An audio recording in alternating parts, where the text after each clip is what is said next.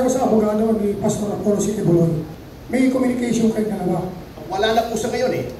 It's been a while. It's been a long time. Opo.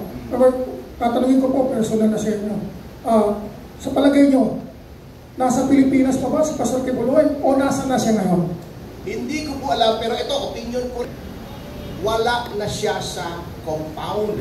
Kasi kung sinasabi yung underground bunker, etc., no one can survive that long. At saka number 2, si Pastor ay napakatalinong tao. And alam nyo, kung kayo ay magtatago, hindi kayo pako-corner sa isang compound. Lalabas kayo roon para mas malaki ang room to maneuver nyo. Hindi kayo patatrap kahit anong kaano malaki yung compound.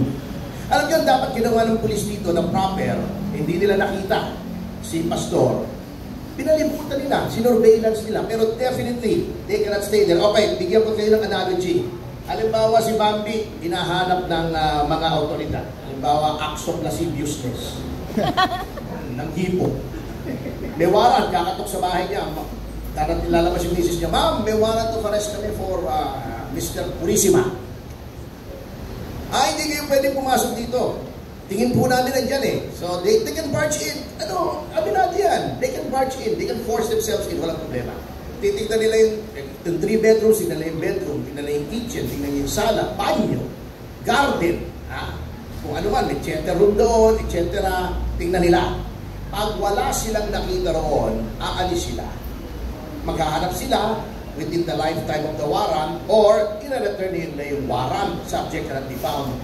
Kung ang gawin ng pulis nung hindi nila nakita sa lahat ng kwarto ng bahay, doon na sila tumira. Natulog sila sa sala, kumain sila sa kitchen, gumamit sila ng banyo ng 2 linggo.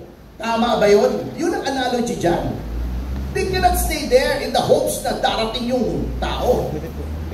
Kung nandoon yun, yung tao, nahanap mo na. Kung wala yun doon, babalik ba yun doon? Pambihira, common sense. Yun ang problema ro. That is the analogy doon sa kingdom. O isipin nyo yun, kung mangyari sa inyo yun, hindi kayo mahanap ng warrant, tumira yung pulis sa bahay nyo, matutuwa kayo. Yun eh. Salamat po. Attorney, last na lang.